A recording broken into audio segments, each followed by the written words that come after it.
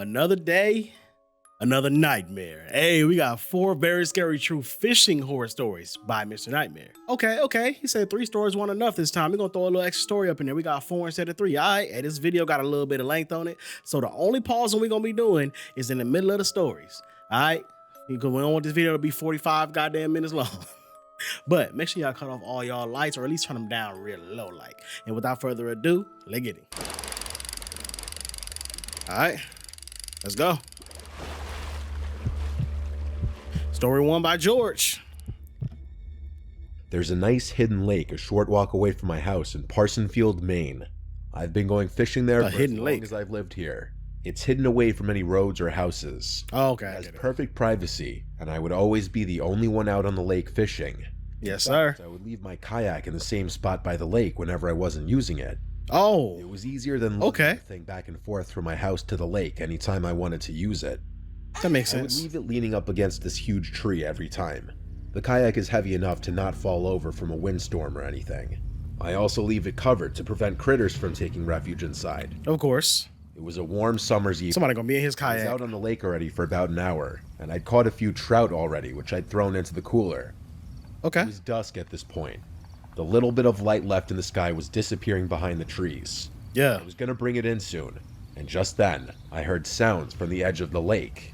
Oh? I turned and saw someone standing at the edge of the water, tipping a barrel of some kind over, pouring its contents into the lake. It looked to me like they were polluting the lake. Pollution? I took it upon myself to yell out, "Excuse me, what are you doing?" The person looked up at me, and he then ran into the woods. I wouldn't say shit. The contents of the barrel still pouring into the water. Oh. I looked more closely at the liquid being poured out into the lake, and it looked like a dark red liquid. Though it was dark out, so I can't say with 100% certainty if it was red, but it was very dark. Red is a distinctive color. A sense of unease creep up throughout my body. I decided I wanted to leave.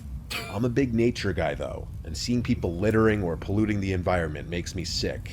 I genuinely couldn't resist shouting something out to that person, but I didn't feel comfortable here any longer. I planned on reporting this to the Department of Environmental Protection. Okay. I paddled the kayak back to my usual spot. I took all of my gear off the kayak before pulling it out of the water.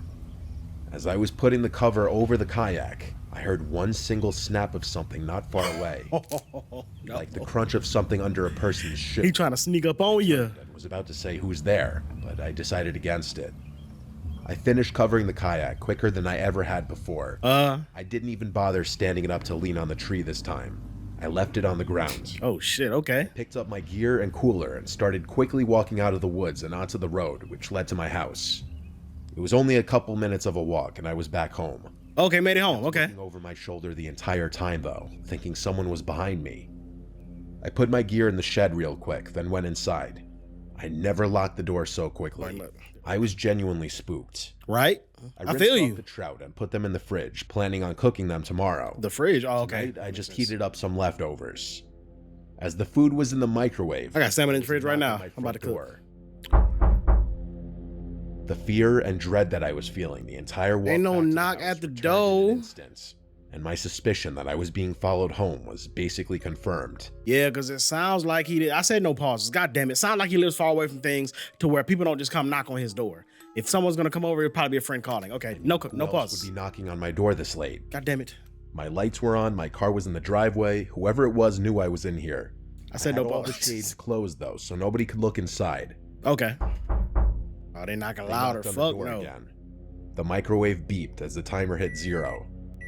I'm sure whoever was outside heard it. All the windows were cracked open, and a moment later, there was a knock now on the window, and a man's voice said through the window, "Excuse me, I think you saw me at the lake earlier. I'd just like to explain myself." Nah, I don't care. Absolutely no chance I was opening the door to this person. I don't care. For them to stalk me to my house told me this was a dangerous person. Yeah. They repeatedly knocked on the window and kept yelling hello through it.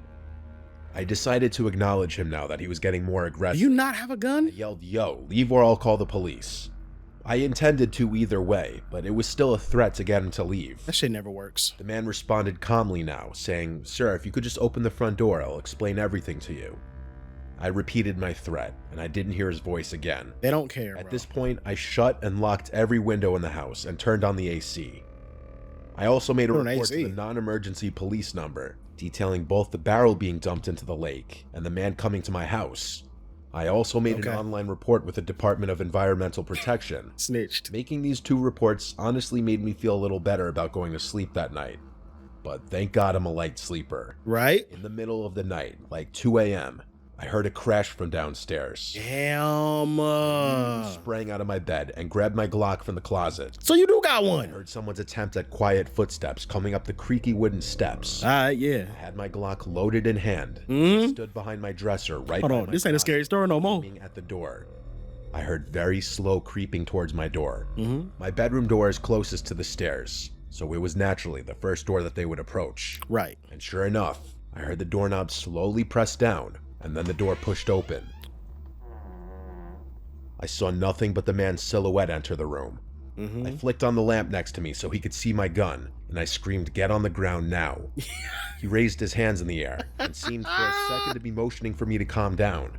Yes. Small blade in his hand. I told him to drop it. Yes. Hold on. Okay. I promise no more pauses, bro. This is not a scary story no more, baby. Yeah, let's get it. That's what I'm talking about, nigga. You come up in my motherfucking house. I got the Glock. I'm the one who got the advantage now. Huh? Yeah, get on the ground. You got a knife? Oh, you got a knife. Oh, put it down. Slide it over here. Yo, I'm about to have fun. Hold on. Pause, because I don't mean it like that. I'm whooping your ass is what I'm trying to say. I'm whooping your ass. You done crashed through my window and crept up to my into my room with a knife? Oh, that's your ass. That's your ass. He said calmly, "I'm leaving." Nah, Turned no you're not. and ran for downstairs. No, you're not. I yelled at him to stop. You let him He clearly leave? took the chance on me being too afraid to pull the trigger. Fuck no. I heard him leave through the front door.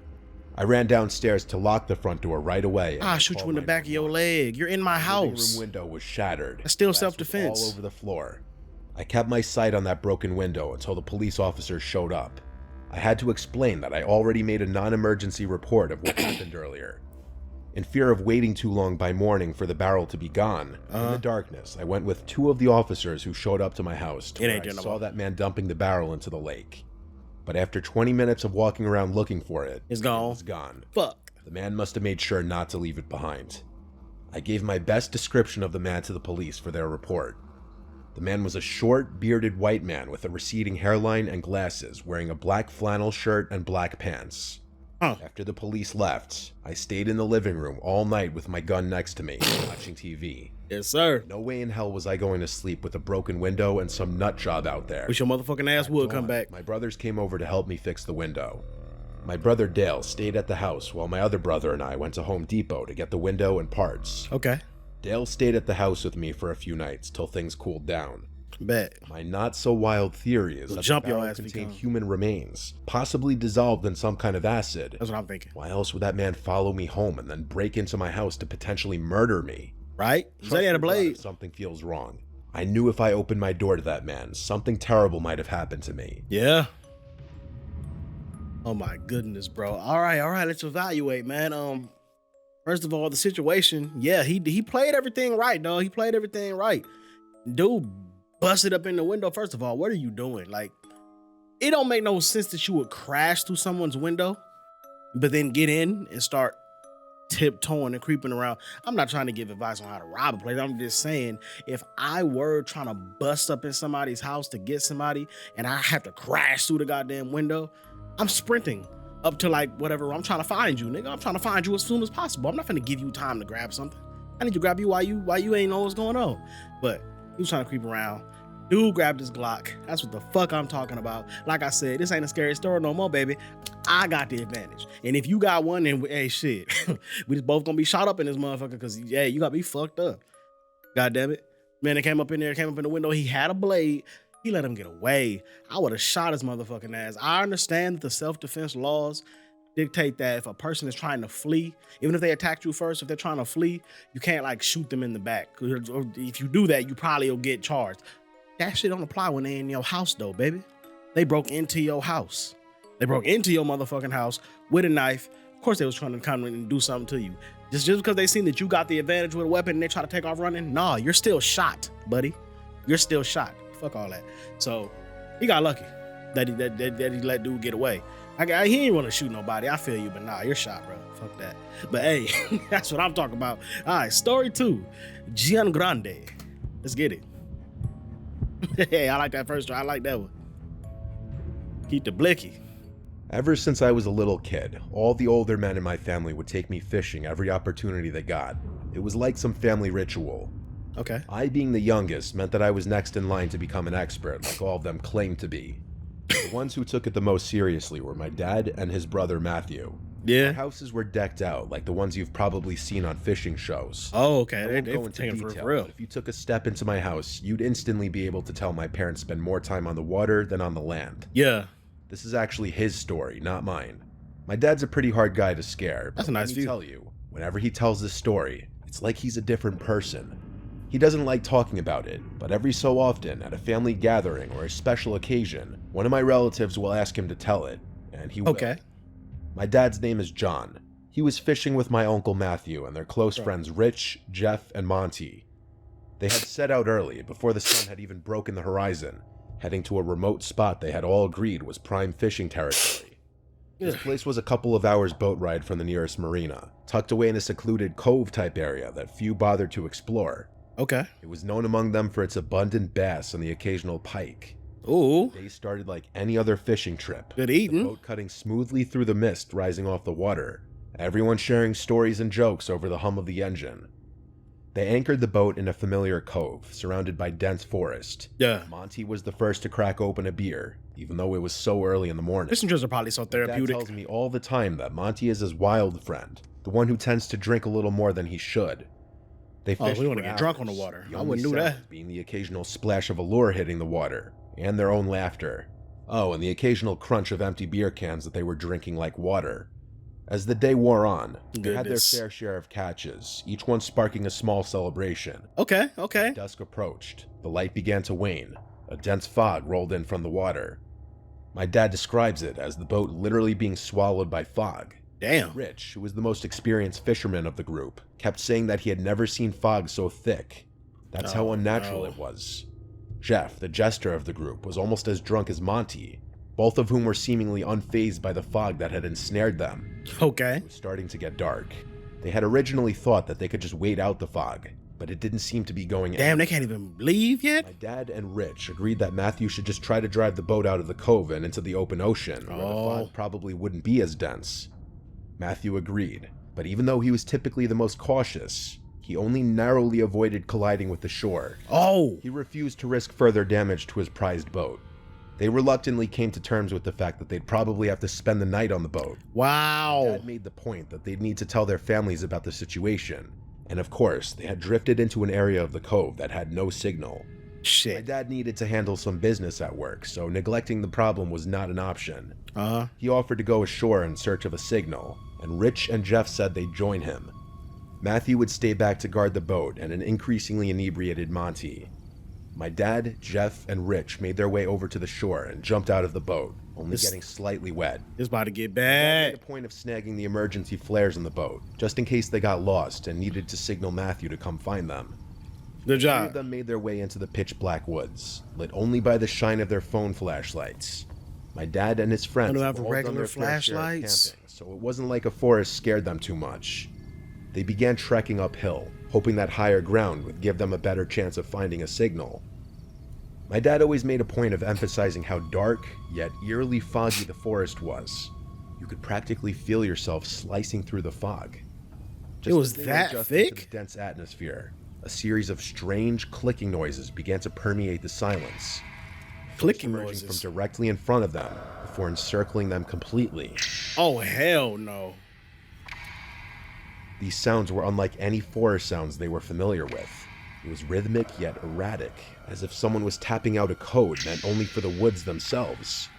The distinctiveness of the noise made everything clear. It was human-made. The realization that they weren't alone hit them like a freight train. Fuck Rich, the no. most seasoned of the trio when it came to outdoor survival, whispered urgently for them to turn off their flashlights. Okay. Don't give away our position, he hissed, with a note of genuine concern in his voice. As the lights switched off, the darkness became thicker than the fog. Y'all ain't got no guns. Stopped abruptly, replaced by a silence that seemed to weigh on their chests. Time lost meaning as they stood there, frozen, unsure of their next move. Right? I'm sure they were all thinking the same thing. The idea that they might have stumbled upon some kind of clandestine gathering or a woods cult was terrifying. Some bullshit. As suddenly as it had stopped, the silence was broken by rustling noises, this time much closer. Oh! Silence again. And then a guttural scream echoed through the trees. Hell no. It sounds so primal and full of anguish that it rooted them to the spot. Before they could process what was happening, rapid stomping noises thundered through the woods towards them. Run! 3 men took off, back the way they had came. Oh my goodness. Fear and pure instinct, my dad fired the flare gun behind them. Yeah. The flare cut through the fog, lighting the woods up. For a moment, the woods were as clear as day. Okay. And the sight that met their eyes was nothing short of horrifying. What? Illuminated by the flare's red glow was a pack of more than 10 individuals dressed in what could only be described as tribal attire. Some of them brandished wooden spears, but the light from the flare only lasted a split second. Y'all done ran up on Jeff a screamed fucking... and almost stumbled, but Rich quickly grabbed his arm to keep him upright. My dad describes this part as the most overwhelming feeling of pure terror he has ever experienced. The Yes. forest seemed to fight against them as they fled, ducking under branches and jumping over roots. By some miracle, they emerged from the tree line, panting and disoriented but alive. They screamed at Matthew to start the engine, the urgency in their voices leaving no room for question. Bro. Matthew complied immediately, and the boat lurched forward just as their pursuers reached the shoreline. Ooh. In the chaos, my dad fired the last flare into the air, back towards the shore. Okay. For a split second, as the flare's light pierced the fog, they saw their pursuers at the water's edge. It was freakish. Uh-huh. There must have been at least 15 of them, just standing motionless at the water's edge. Just looking at you. The flare's light faded, and it was dark again. Matthew managed to get a safe distance away, and stop the boat again. After the engine was off, the only sounds were Jeff, my dad... Glad they can't swim. breathing. My dad says he wasn't able to process what had happened for nearly an hour.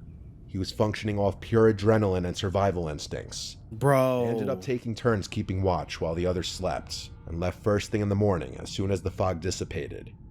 Funnily enough, Monty had passed out before everything went down and doesn't remember any of the details of that night. Wow. I still get shivers down my spine when I tell this story. I can only imagine what my dad must feel when he thinks back to it. Boy, you ran into a pack of cannibals that live in the goddamn woods. Some sort of ancient tribe or something. Dog, they was about to eat your heart out, literally. They were about to have you for breakfast, lunch, dinner, and a little snack. And it was multiple of y'all too. That's good eating right there. Oh my God, that'd be so scary, bro. They was clicking and communicating with each other. They started pulling up on you. I don't know what they yelled for. I guess that was the attack signal or something. I don't fucking know, bro. But golly, y'all are so lucky. Y'all are lucky. Y'all are lucky. Y'all are lucky. Y'all got away. They had spears, bro. Surprised they ain't hit none of y'all asses with it. While y'all was running, y'all must have been running fast. And I guess it was really, really foggy. But goddamn, that was terrible timing, bro. Woo! Hey, his dad got away though. His dad got away. That's crazy. That man was almost lunch meat. Shout out to him for making his escape. All right, story 3 by Boy Bob. Let's go. Goodness, bro. I've been fishing for as long as I can remember. I'm almost 60 years old now, and even though I've been fishing thousands of times, I can't think of any other way I'd rather spend the rest of my life. Okay. My kids are all off living their own lives, and things around the house are quiet now. You could hear a pin drop most of the time. Right. Sometimes I miss the old days, being able to throw the pigskin around with my boys in the backyard, but some things just aren't in the game plan anymore. Yeah. I usually fish with my pals from college, but more often than not, I've found myself going at it alone, like a lone wolf. Yeah. This was one of those times. I haven't stepped foot outside upstate New York in over 15 years. I don't see a reason to. We've got some of the best fishing lakes in the country, and I plan on making full use of them. Right. It was mid-April in the early season, just after the ice out and before May hit. For whatever reason, I decided I wanted a more secluded spot this time around, so I chose a nondescript lake in the middle of nowhere that was pretty small. I drove up an hour before sunrise so that I could be out on the water when the sun poked through. I unstrapped my kayak from the roof of the car and made my way over to the lake. I rode out to the middle of the lake and admired the beautiful early colors starting to paint the sky. It felt like home. You can bet your bottom dollar I'd never trade a day like this for anything. All right. It was a little chilly, but I've got skin like steel. Therapeutic. The sun was just about to appear in the sky, so I started gearing up. I was shooting for largemouth bass, so I made my way back to the outside edge of the weed beds, planning to move back toward the middle of the lake if I got skunked. I went for a 6.5-foot medium action spinning rod with 9-pound monofilament line. I was Okay. using a wacky rig, which is a 4-inch rubber stick worm, my go-to for catching largemouth. Just before I was about to start what would hopefully be a swell day on the water, I noticed something strange across the lake. I couldn't quite see what was going on, but I could tell that there was movement. At first, I thought it was a fellow fisherman, but curiosity got the better of me. Not another I reached tribe. into my knapsack and pulled out my pair of binoculars I used for bird watching. Okay. I looked across the lake, and there were 3 figures wearing dark colors and hoods covering their faces. Oh It no. looked like they were digging a hole or something on the edge of the lake. It's actually a cult this I time. kept watching. They finished their hole, and while I was expecting them to put something inside it, they actually did the opposite. One of them pulled something out of the hole. Oh. I couldn't make out even with my binoculars. Treasure? Then the other 2 did the same, pulling out a few more things that I couldn't quite see. I was beyond confused. Then I watched as they started tossing the items into the lake, each one making a distinct splash as it smacked the water. What the I hell? was wrong. Out of nowhere, a wave of fear washed over me. I didn't know who these people were, but I started thinking they might be dangerous. Yeah. I didn't know what to do. Thankfully, they started to leave without noticing me. Okay. I thought about turning a blind eye, but couldn't bring myself to do it. Nah, I'm going home. I'm going I home. waited until they disappeared into the woods, and slowly rode my way over. I was shaking at this point. I got to the spot where I was pretty sure they had tossed everything. What, to investigate? Started fishing.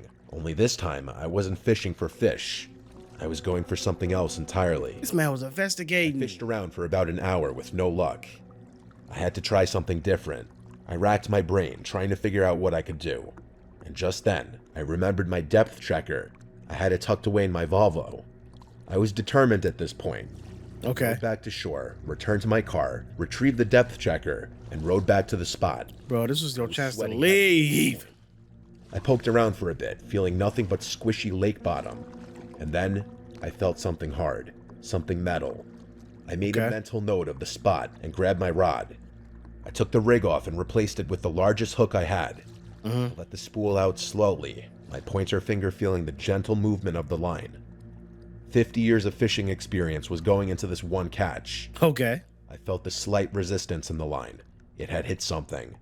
I moved the line around slowly, hoping I'd be able to snag it on whatever was down there. Okay. Hopefully it ain't nothing For crazy. about a minute, the line tugged a little harder than was normal. I was snagged. Yeah. I reeled in slowly, careful not to drop my catch. What I pulled out of the water had me shivering in my boots. What? I stared at the black 9mm on the end of my line. Those thugs had thrown a gun into the lake. I didn't feel safe anymore. I didn't even bother looking around for the other items. I reeled the gun into my kayak, careful not to touch it, and hightailed it out of there.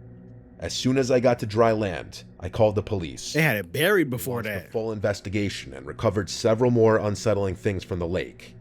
I insisted on watching them conduct their search. What is I it? needed to know what was at the bottom of that lake. They found a keychain with like 7 keys on it and a bunch of old foreign coins from different countries wrapped in a cloth. What? The most eerie thing they found, though, was a locket. It was waterlogged, so the pictures inside were faded and unintelligible. The police told me they'd contact me if they ever connected these dots to some kind There's of... probably a body down there too. But the story didn't end there. One night, I don't remember how many days after this incident, I heard someone in my front yard say, "That was the car, I know it," and then people snooping around my yard. Oh fuck I never rang the no. bell or knocked on the door, but I heard multiple people circling my house, and then they just left. I have no idea if it were the same people, and if they were, I have no idea if I'm being watched anytime I leave my house. It was definitely them. I alerted the police once more, hoping this would reopen this investigation, but nothing became of it once again. I still have so many questions. Did you Why would move? those items be buried in the first place? And why would those people go back just to dig them up and hide them again? Maybe they realized that there was a greater chance they'd be found in the ground, so they went back and threw them in the lake. Or maybe those items had been in that hole for years, and they decided to dig them up for some reason. All in Right. all, this was the strangest thing that has ever happened to me while fishing. Bro. Okay, so at least he didn't get spotted by anybody, but yeah, they definitely probably got rid of items that they used to commit some sort of crime, and probably the items that they stole off the dude, which is weird because you would think they would have sold it for money or something. I don't know, but yeah, whatever they did with them items, bro, they was definitely trying to get rid of evidence, and you seen them trying to dump the evidence, and you fished it back up and lost the investigation. And the people outside your house, talking about that's the car, I know it. They definitely found you. I don't know if you moved or what, but hell no, dog. Man, that's why it's called, hey, look, mind yo mother loving business, baby. You ever see something going on that ain't got nothing to do with you? Mind yo business. If I would have seen that, I just would have nope. I just would have went right home and that's it. Fuck that. All right, we got one more story by Girardi. Let's go. Throughout my life, I would go through phases of different hobbies. I'd pick something that interests me, obsess over it for a year or so, and then find something new to keep myself entertained. Okay. During the summer of 2022, I was big into fishing. About an hour's drive away is a shore house my family has owned for decades that's on the water with a lagoon and small We Boston got a whaler. recent story. My friends and I would take frequent trips there to fish and just chill. It was the following October after summer when my two friends Kevin and Arian decided to hit the shore house for a weekend to try to catch some striper, as they're abundant during the fall months. Kevin was an avid fisherman, which was a big reason why I got into the whole fishing craze in the first place. Oh, Kevin got you into it. Unfortunately, during this time, our boat was out of the water due to maintenance, so we'd have to fish off the beach and piers. This was no problem. Oh, it ain't that bad. Kevin had all the necessary rods and gear to do so. Okay. We got together on a Friday afternoon, and I drove us all down. When we got there, we fished during the day off of different piers along the inlet. Okay. Night rolled by, and only one of us had caught fish, which was Kevin, of course. Damn. It was just a small bass, though. Nothing too exciting. Just one fish, Bummed out man. our luck, we decided to stay up late to fish off the beach during the night. Kevin said he knew a good beach spot about 15 minutes away, which took us down a desolate road with woods on both sides. Oh, It no. opened up into a small gravel parking area. Late at It night? seemed like one. Kevin said since we'd have to walk a little ways to the spot, we should take everything we need now so we won't have to go back to the car to get anything. Should have did it during the We planned daytime. on staying up to catch the sunrise, so we packed accordingly. We walked about 5 minutes down this path, which opened up into a massive beach. We set up camp, which consisted of beach chairs, a speaker, and 2 coolers. Okay. One filled with ice for fish, and one filled with snacks, water, and beers. All right. Well, I We mean, brought these hey. massive fishing rods that were ideal for beach fishing, and also rod holders that you would hammer into the sand. Oh, you just set them up and We then, also yeah, have when you these get a little bite. bells that connect to the tip of the rod to notify you of any movement. We all casted our rods, cracked a couple beers, and played the waiting game. Within 2 hours, each of us had caught decent-sized fish. Okay. Which definitely lightened our spirits. Yeah. We were having a great time, music blasting, knowing that no one was around on this deserted beach. Mid-conversation, Arian stopped talking, lowered the music, and jolted his head to the left. He asked if we heard that, to which we replied, "Heard what?" Oh, goodness. Here we It's like he go. was concentrating on something for a second and then said, "I heard someone yell something." We obviously thought he was hearing things or just joking with us, but he insisted he heard someone yell out something that sounded like a yo or a hey.